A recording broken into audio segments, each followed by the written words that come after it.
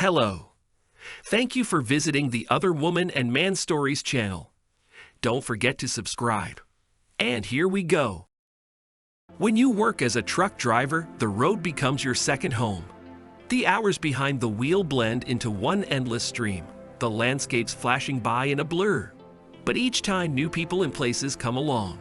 Sometimes you have to sleep right in the cab, bundled in a blanket against the cold. There can be endless traffic jams from accidents or road work when you just want to reach your destination. But it's nice to stop for the night at a motel, take a hot shower and sleep in a soft bed. Being a trucker is a challenge, but also an opportunity. Thanks to this job, David was able to provide a good life for his wife Irene and beloved daughter Hailey. He tried to be home as much as possible to spend time with family, though sometimes he had to miss important events because of another long-haul trip. But when he came back, they always awaited him eagerly at home.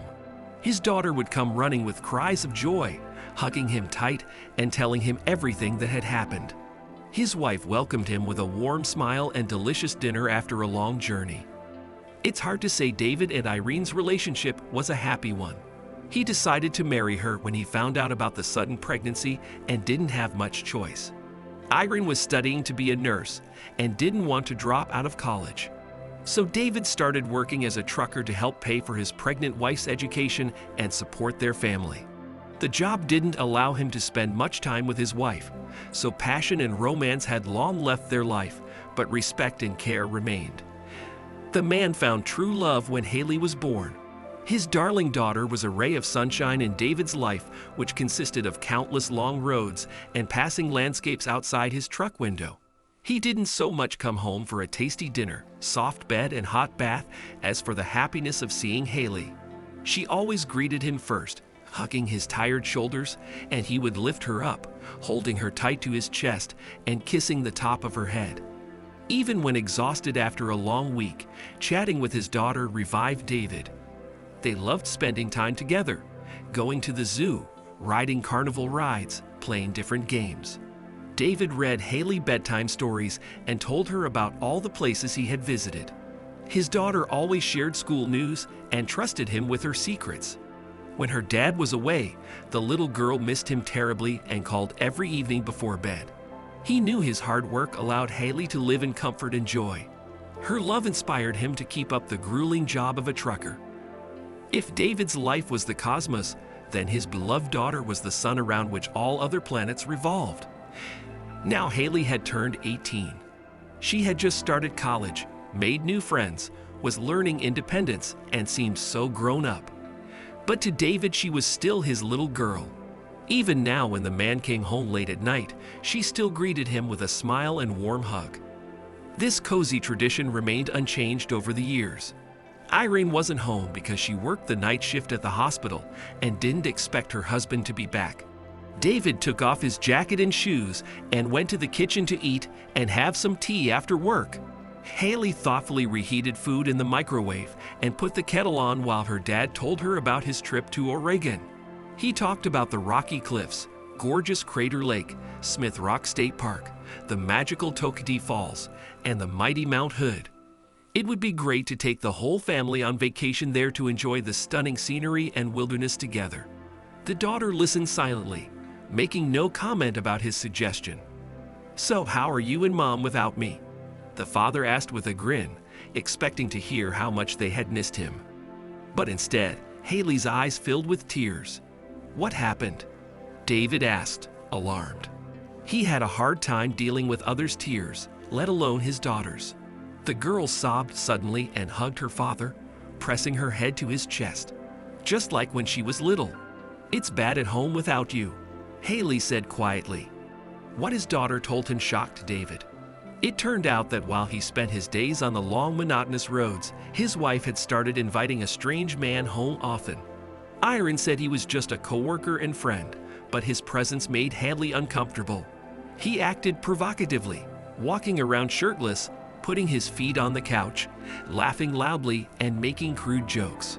He would take others' belongings without asking, flipping through David's books, rummaging through his tools in the garage, opening kitchen cabinets.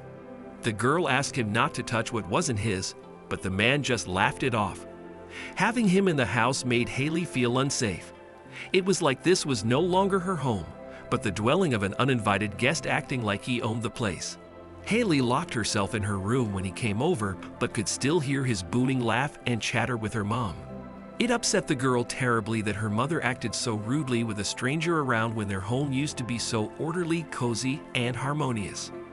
It got much worse when the man started coming into her room without knocking, poking through Hailey's things, asking inappropriate questions about her private life, and lewdly commenting on her attractive figure. The daughter tried talking to her mom, asking her not to invite this person over, but Irene didn't seem to hear her. Since this man appeared, her mother had stopped paying any attention to Hailey at all and only talked to him.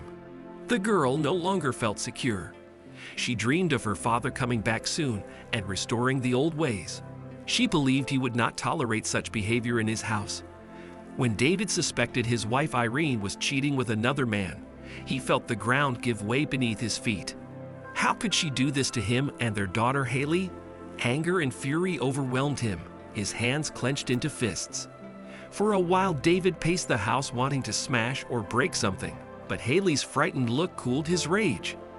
The man decided to play it smart, hoping to catch his wife in the act and have a word with this stranger who dared sleep in his bed and harass his daughter. David texted Irene that he was delayed on the road and wouldn't be back for several days, and booked a room at a motel just a block away. Next time the lover came over, Hailey just had to call her dad so he could rush back immediately. Luckily for David, he didn't have to wait long. After just 2 days, his daughter phoned, and the man raced back home to confront his foe.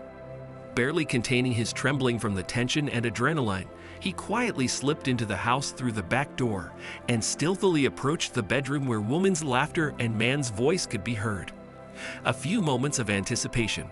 The bedroom door flew open with a bang against the wall. David glimpsed the lovers kissing, interrupted by his sudden entrance. No doubt remained. His wife was being unfaithful. Irene looked frightened now, as if unable to believe her husband was there. The stranger, wearing only pants, glared at David with suspicion and obvious annoyance. "Who are you?" he asked rudely, as if David were the intruder. "I'm Irene's husband." David replied and punched the man in the face.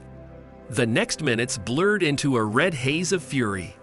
His fists found their target on their own, the foe's face, ribs, gut. At some point, the despised man lost consciousness, collapsing motionless to the floor. Breathing heavily, David looked at Irene. Her face showed shock and horror. "What have you done?" he whispered bitterly. Tears of hurt and disappointment welled up in his eyes. David felt so lonely, betrayed by his loved one. Coming to her senses after the initial shock, Irene hastened to call an ambulance.